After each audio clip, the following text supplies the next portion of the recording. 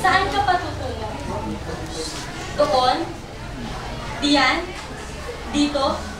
Walang katiyakan ng iyong hakbang. Hindi ba? Ayaw mong tumingin sa iyong kahapon. Wala kang ibang tinitignan kung hindi ang iyong ngayon. Ang bukas mo'y matikim. Sapagkat ayaw mong tumaak sa landas ng liwanag. Ang liwanag ng iyong kaikalawan.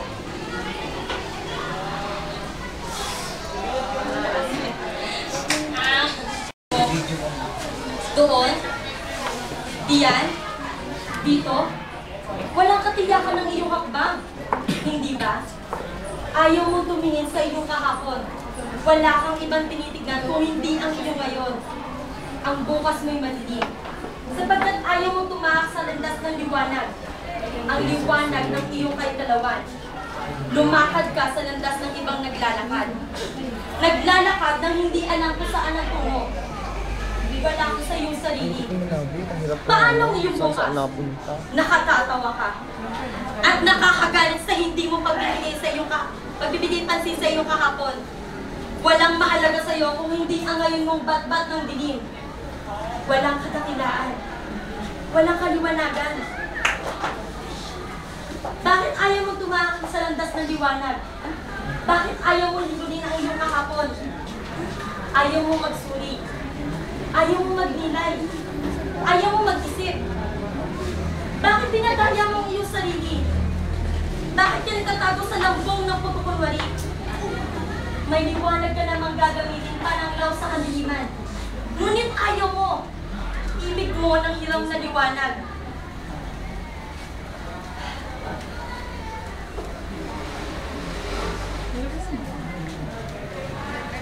Bakit? Dahil ba sa pamayanihan ka ng bagong kapangyarihan? Ng bagong lakas?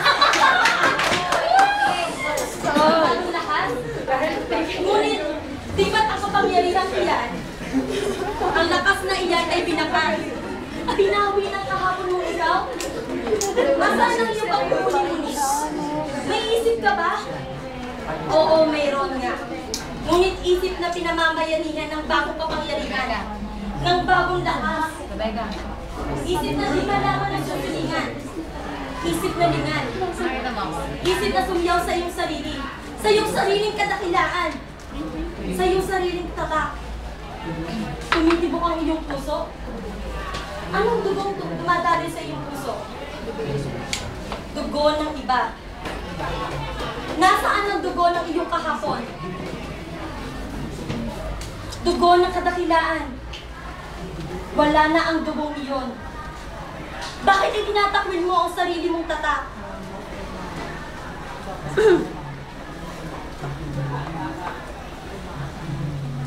Bakit hindi mo lingunin ang iyong kahapon?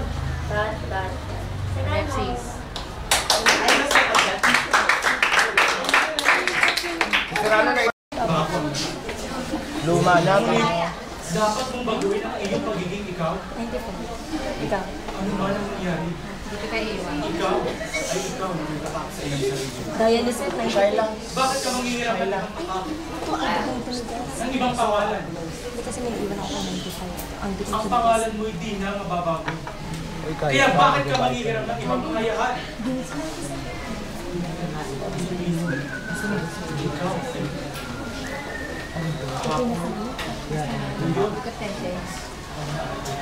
Subalit, bakit wala katiyakan ang iyong mga bag? Ang dakila ang mga bag. Bakit ayaw mong dumakila rin ngayon? Ang bukas. Bakit ang ngayon ay ikawan mo na nalilitong isipin kung ano? Bibili ako. Ang ngayon mo ay labong larawan ng iyong Gaya. ng iyong pangalan. Pilipinas sa Puri. Uy, manabit. Ngunit hindi Manabit, ikaw na mag-video mo. May sirano eh.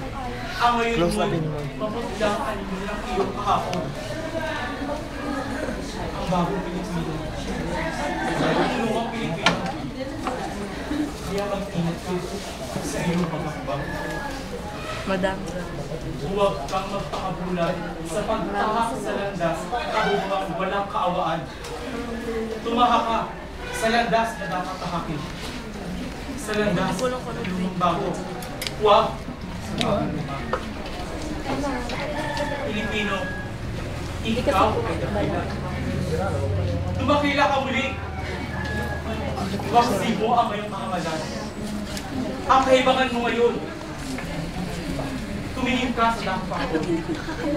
Doon sa pinanggalingan mo kahapon. Ano? Doon sa kahapon, bat-bat ng kulay. Ng kabanyadigan, nakadakilaan, nakatapangan, No. sa sariling dangal, sa sariling kapulian. Tama na to. Kaya,